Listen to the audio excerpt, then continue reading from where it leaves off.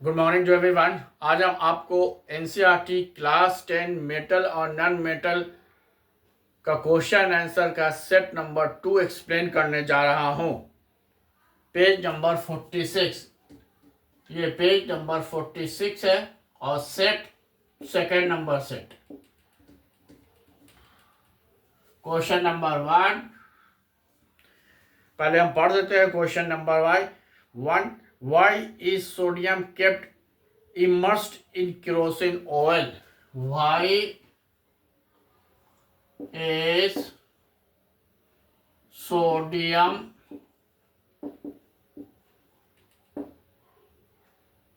kept immersed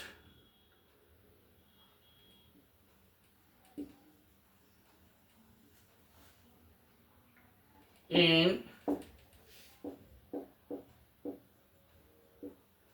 kerosene oil?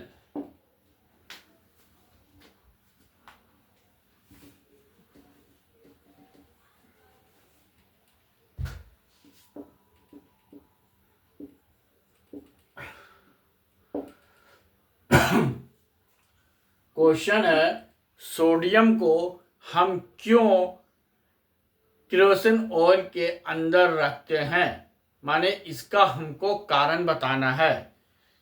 तो now I am going to explain. अब हम आपको एक्सप्लेन करने जा रहा हूं।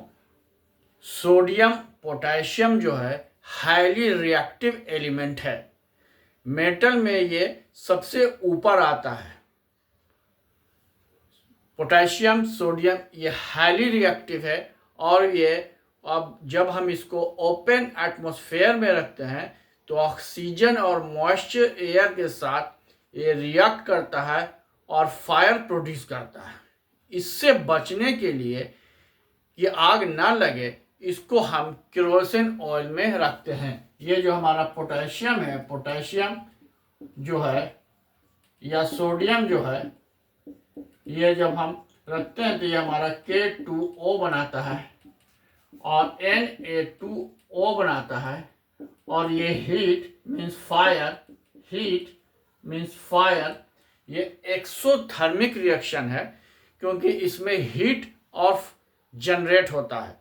तो सब क्यों इसको हम ओपन में नहीं रखते हैं? ओपन में इसलिए नहीं रखते हैं क्योंकि वो ऑक्सीजन से बहुत इजीली रिएक्ट करता है, क्योंकि ये हाईली रिएक्टिव है। It is highly reactive element और वे रिएक्शन करने के बाद ये फायर में कन्वर्ट हो जाता है।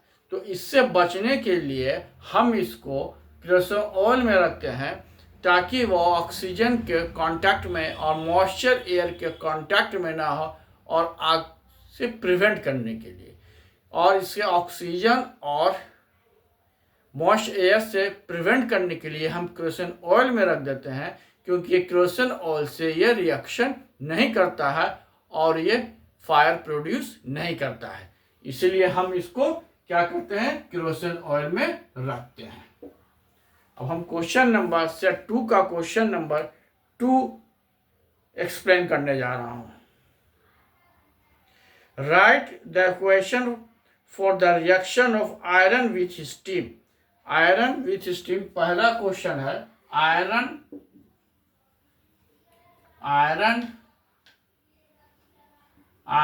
विथ स्टीम सेकंड क्वेश्चन है। टू का सेकंड क्वेश्चन है calcium and potassium, calcium and potassium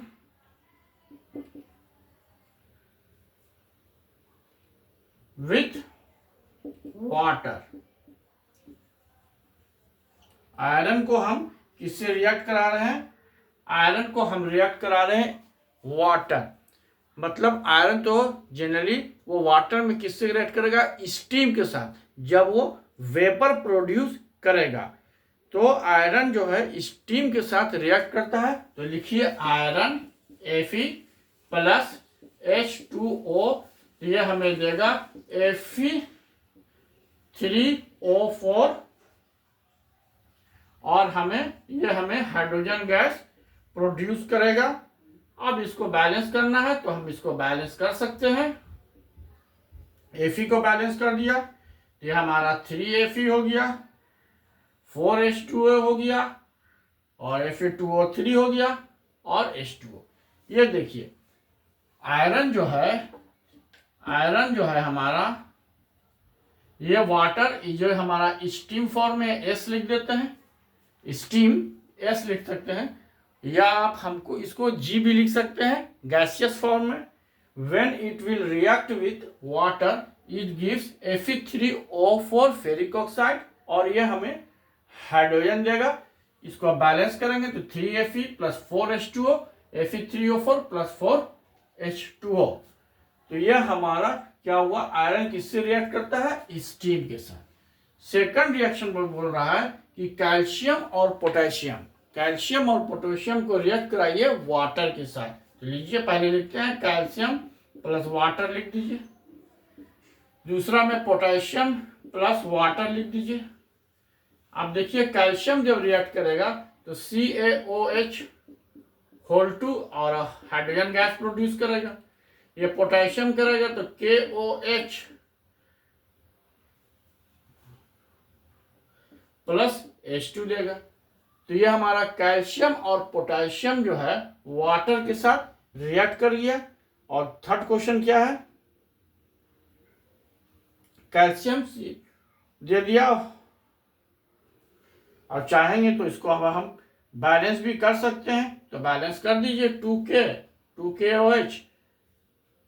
calcium है, कैल्शियम तो ऑलरेडी 2H2 यहाँ कर दीजिए,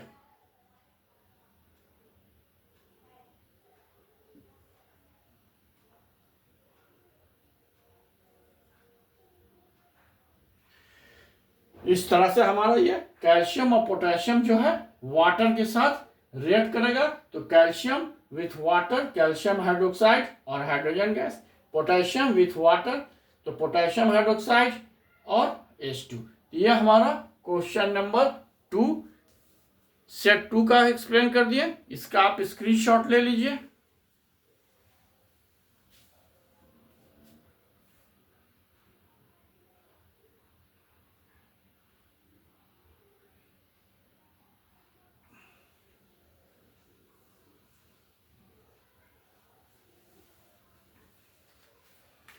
अब हम क्वेश्चन नंबर 3 एक्सप्लेन करने जा रहा हूं।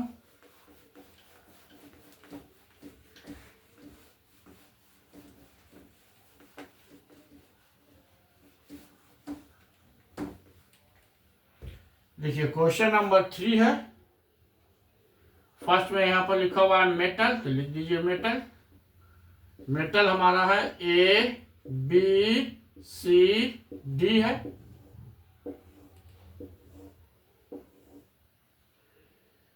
इसके बाद है आयरन सल्फेट है, यहां पर लिखिए आयरन सल्फेट।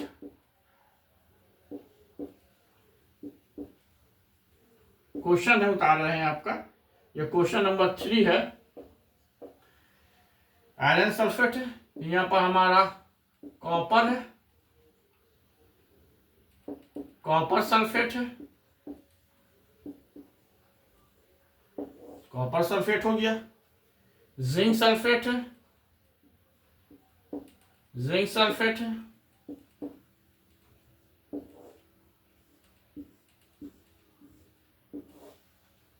ये हमारा सिल्वर नाइट्रेट है,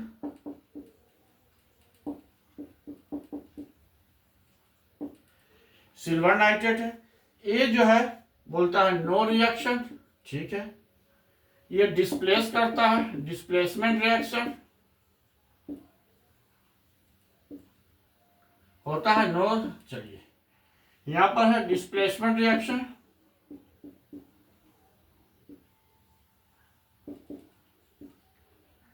no reaction, no reaction, no reaction. यहां पर है नो नो नो और डिस्प्लेसमेंट रिएक्शन,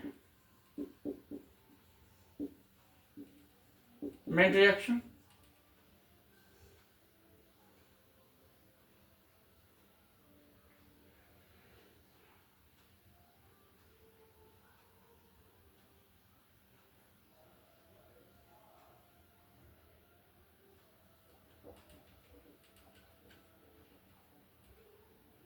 ये ए है, ये बी है, ये सी है और ये डी है। डी में नो है, नो है, नो है, नो है। अब ये क्वेश्चन नंबर 1 बोलता है, इसका क्वेश्चन नंबर बोलता है which metal is most reactive metal. Question number 1 पूछ रहा है कि which metal is most reactive. इसमें 4 मेटल दिया हुआ है, ए बी सी डी दिया हुआ है। अब पूछता है कि which metal is more reactive. तो देखिए विच मेटल लिख देंगे, the most reactive metal, the most reactive metal, जो सबसे ज्यादा रिएक्टिव मेटल है इन ए बी सी डी। 4 हमको दिया हुआ है, इसमें सबसे ज्यादा रिएक्टिव कौन है। आप देखिए ये जो ए जो है आयरन सल्फेट को डिस्प्लेस नहीं करता है, ये कॉपर को करता है। और बी जो है डिस्प्लेस करता है, आयरन को करता है डिस्प्लेस, ये आयरन को डिस्प्लेस करता है। सी और डी तो नहीं कर रहा है, तो सी और डी में बात तो नहीं होगा, क्योंकि सी और डी तो है वो हमको आयरन को डिस्प्लेस कर ही नहीं पा रहा है, नहीं कर पा रहा है, इसलिए ये आयरन से लेस रिएक्टिव होगा। हम जानते हैं डिस्प्लेसमेंट रिएक्शन कब होता है, more reactive metal displace the less reactive metal, most reactive metal displace the less reactive metal. और आपको हम बता चुके हैं कि हम इसको कैसे पता लगाते हैं कि मोस्ट। तो सबसे पहले ऊपर में कौन है, पोटेशियम है, सोडियम है, देखिए लिख दे रहे हैं यहाँ पर, पोटेशियम है, सोडियम है, मैग्नीशियम है, कैल्शियम है, मैग्नीशियम है, एल्युमिनियम है। ये सब जो है रिएक्टिविटी सीरीज में सबसे ऊपर पोटेशियम आता है, फिर सोडियम आता है, फिर कैल्शियम आता है, मैग्नीशियम आता है, एल्युमिनियम आता है। इस तरह से रिएक्टिविटी सीरीज है।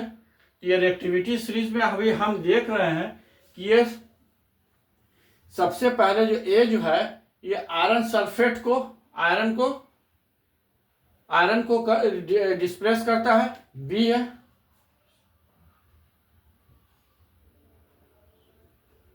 जिंक है, आयरन है, तो ये आयरन को डिस्प्लेस करता है, कि इसका मतलब ये हो गया कि ये जो आयरन से ऊपर का एलिमेंट है, आयरन से ऊपर का एलिमेंट है ये बी वाला, और ए वाला जो है कॉपर करता है। जो कॉपर जो होता है सबसे नीचे आता है, कॉपर जो होता है, कॉपर हो गया, सिल्वर हो गया, प्लेटिनियम हो गया, ये सब जो है लीस्ट रिएक्टिव आते हैं। तो ये जो कॉपर को ये जो हमारा ये जो है कॉपर को कर रहा है, और ये जो होता है किसको कर रहा है, डिस्प्लेसमेंट रिएक्शन सल्फर को कर दे रहा है, आयरन को कर रहा है। तो आयरन हमारा यहाँ पर है, आयरन को, कि ये हमारा जो ये दोनों डिस्प्लेसमेंट रिएक्शन कर रहा है, ये कॉपर को कर रहा है, ये आयरन कर रहा है।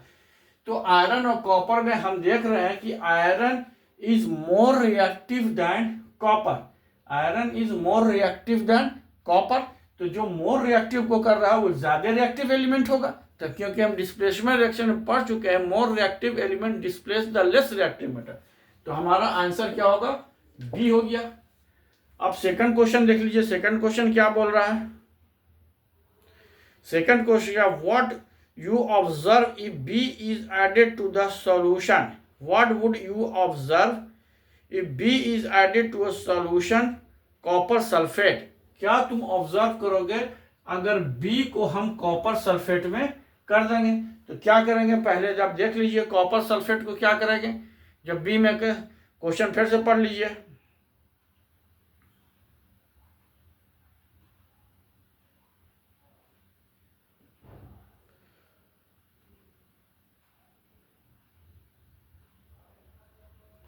तो ये हमारा क्या करेगा, देख लीजिए, ये जो हमारा कॉपर सल्फेट है CuSO4 है, कॉपर सल्फेट सॉल्यूशन है।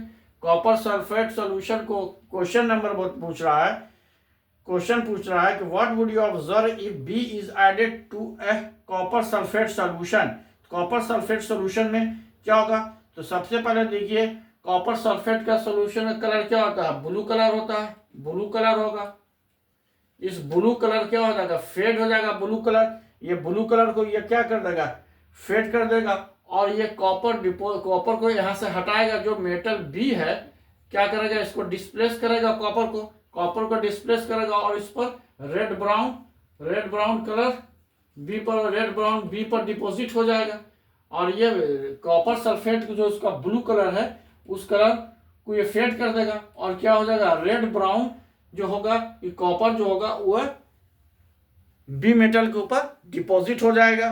तो रेड ब्राउन जो होगा वो डिपॉजिट हो जाएगा और जो कॉपर सल्फेट का सोल्यूशन का जो कलर होगा वो फेड करेगा। तो क्या क्वेश्चन होगा सेकंड में? ये कलर जो कॉपर सल्फेट ब्लू कलर है वो फेड हो जाएगा और इसका कॉपर जो होगा बी पर डिपॉजिट होगा जो रेड ब्राउन होगा। 2 हो गया। अब आइए थर्ड क्वेश्चन आपको हम एक्सप्लेन करने जा रहा हूं। थर्ड क्वेश्चन क्या है पढ़ के सुनाते हैं पहले थर्ड क्वेश्चन आपको।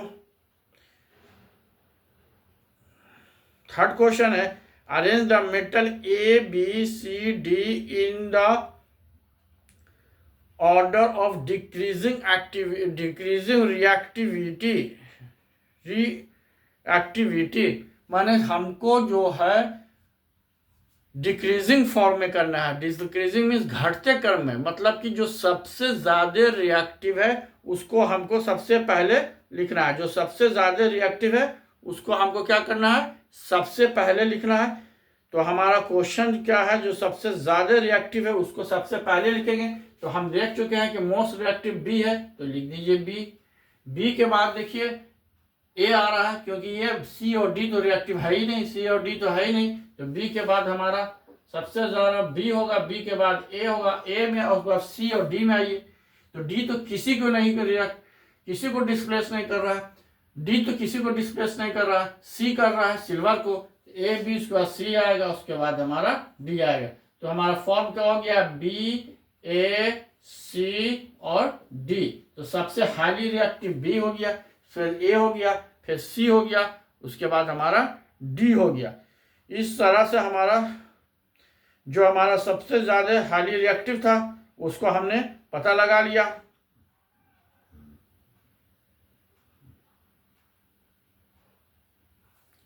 अब क्वेश्चन स्क्रीनशॉट ले लीजिए। क्वेश्चन नंबर 4 एक्सप्लेन करेंगे।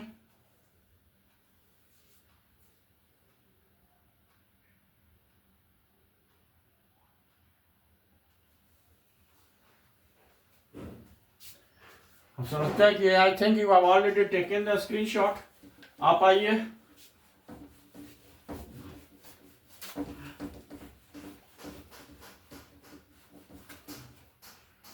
क्वेश्चन नंबर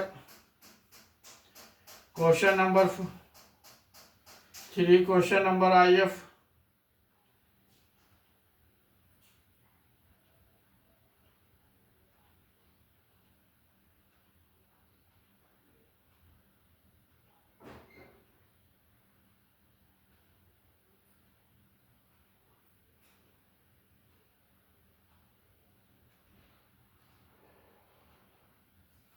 क्वेश्चन नंबर 4 देखते हैं क्या बोल रहा है question number 4।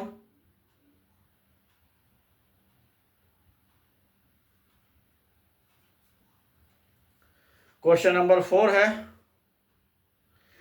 Which gas is produced when dilute hydrochloric acid is added to a reactive metal. Write the chemical reaction when iron reacts with dilute. बोलता है कि कौन सा गैस निकलता है। क्वेश्चन नंबर 4 जो है, फोर्थ बोलता है विच गैस इज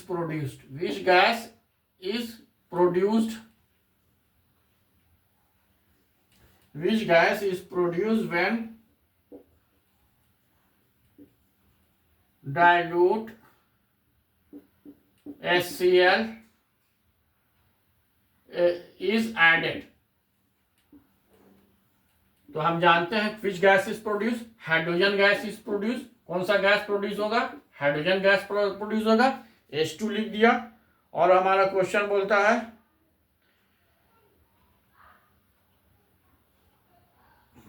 फिर बोलता है right the chemical reaction when iron reacts with dilute H2। अब बोलता है राइट डायरेक्शन, क्वेश्चन अब इसी का सेकंड पार्ट है, right the when iron reacts with dilute H2SO4, ये हमारा बना देगा FeSO4 प्लस H2। इसी का जो सेकंड पार्ट पूछता है, सेकंड पार्ट बोल रहा है कि when iron reacts with dilute H2SO4, iron जब डाइल्यूट H2SO4 से रिएक्ट करता है, तो हम जानते हैं आयरन रिएक्ट करेगा H2SO4 से, तो FeSO4 बनेगा और हाइड्रोजन गैस लिबरेट होगा। ये हमारा क्वेश्चन नंबर 4 हो गया। अब हम क्वेश्चन नंबर 5 एक्सप्लेन करने जा रहे हैं। 5 है, what would you observe when zinc is added to solution of iron sulphate. Question number 5,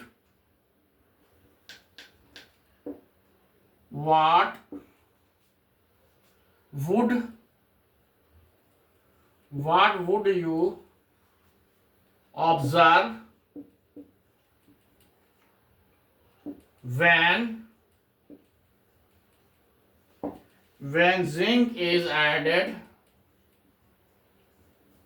when zinc is added to a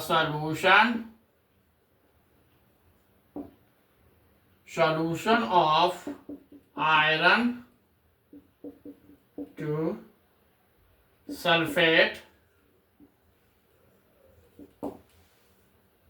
Write the chemical equation, write the chemical reaction that take place.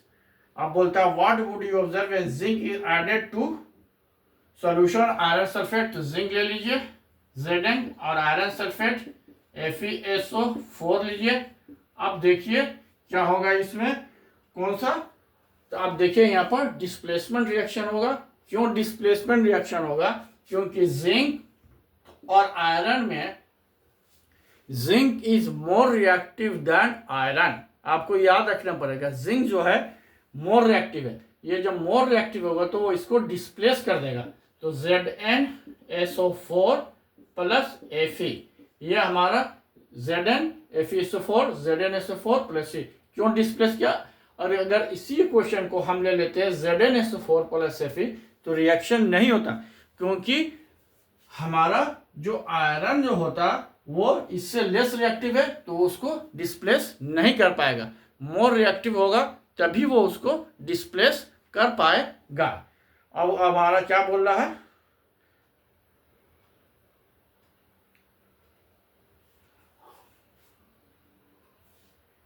चलिए, तो ये हो गया zinc को जब FeSO4 से किया तो ZnSO4 Fe आ गया, क्योंकि जिंक मोर रिएक्टिव था। ये हमारा FeSO4 कैसा होता है, लाइट ग्रीन होता है, और ये हमारा कैसा हो जाएगा, कलरलेस बनेगा।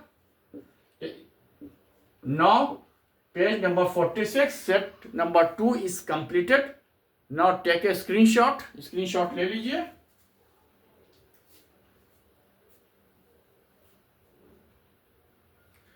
आई think you have taken the screenshot. आप स्क्रीनशॉट ले लिए, इसको 2 या 3 बार देख लीजिएगा। जहां पर प्रॉब्लम होता है कमेंट कीजिए, then I will try to solve in the next class. और इसका जो नेक्स्ट एक्सरसाइज है वो नेक्स्ट क्लास में हम एक्सप्लेन करेंगे। Thank you.